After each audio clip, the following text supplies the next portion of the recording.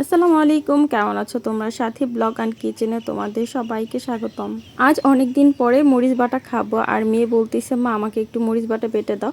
তো আজ আমি দু ধরনের মরিচ বাটা বাটবো। একটা হলো আমার শাশুড়ি নিয়ে গেছে, সে বেটে দিবে, আর এটা আমি হলো চিংড়ি মাছের শুটকি দিয়ে আমি মরিচ বাটা বাটবো।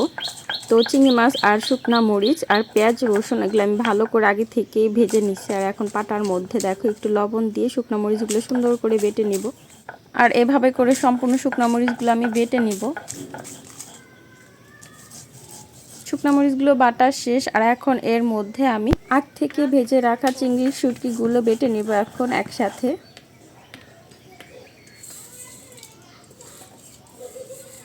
আর এগুলো সম্পূর্ণ আমি তেলে ভেজে নিছি আগে থেকেই।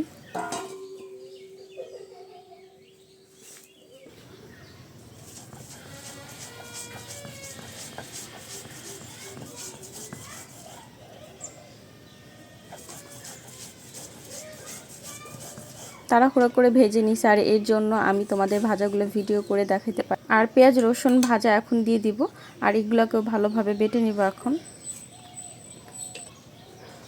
আর এগুলো আমি সম্পূর্ণ মাটির কড়াইতে ভেজে নিচ্ছি।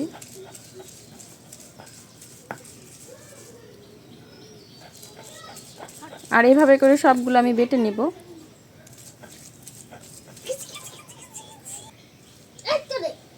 এখন একটু হাত দিয়ে ভালো করে মাখায় নিতেছি, আর আরেকবার করে বেটে নিব আমি।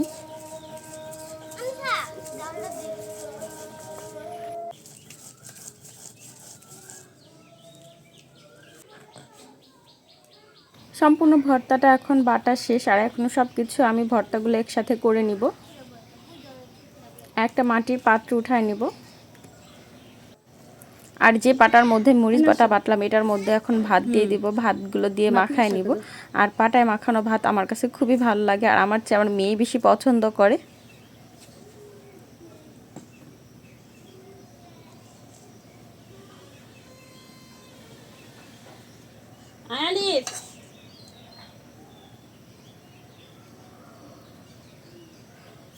এর মধ্যে একটু ভর্তা নিয়ে নিব সামান্য।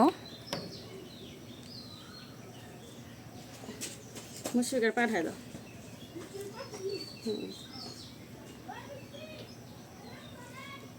আর এখন আমি খাবো।